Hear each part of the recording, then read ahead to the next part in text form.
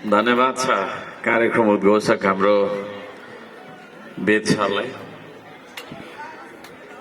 यो 125औं धरान स्थापना दिवसका प्रमुख अतिथि, धरानका हाम्रा अभिभावक,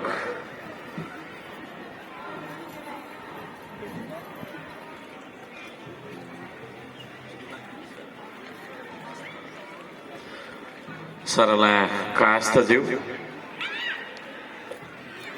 प्रदेश सभाका हाम्रो माननीय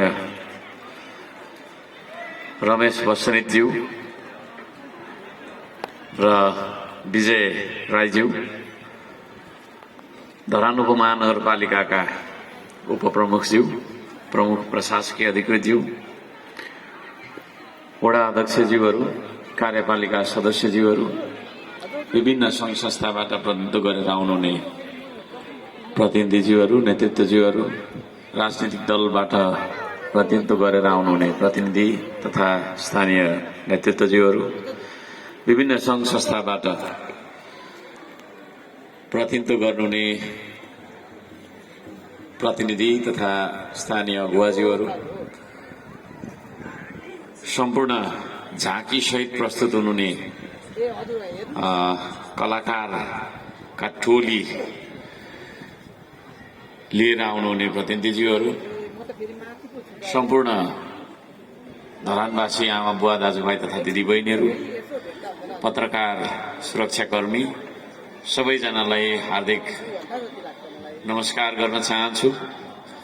जय धरान भन्न चाहन्छु। आज हामीले सदा जस्तो मनाएनौं।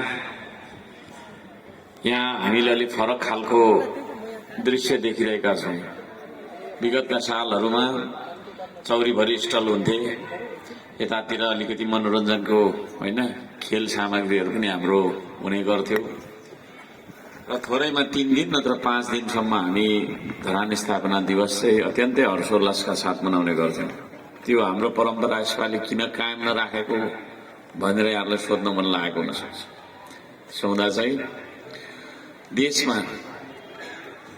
कसैले चाहेर होइन, नचाहेरै पनि एक खालको परिस्थिति आयो, जुन परिस्थितिले गर्दाखेरि यतिखेर हाम्रो प्रतिनिधि सभा चाहिँ नरहेको अवस्था छ र त्यसका लागि चुनाव गर्ने भन्ने अहिलेको जुन अन्तरिम सरकारको घोषणा मुताबिक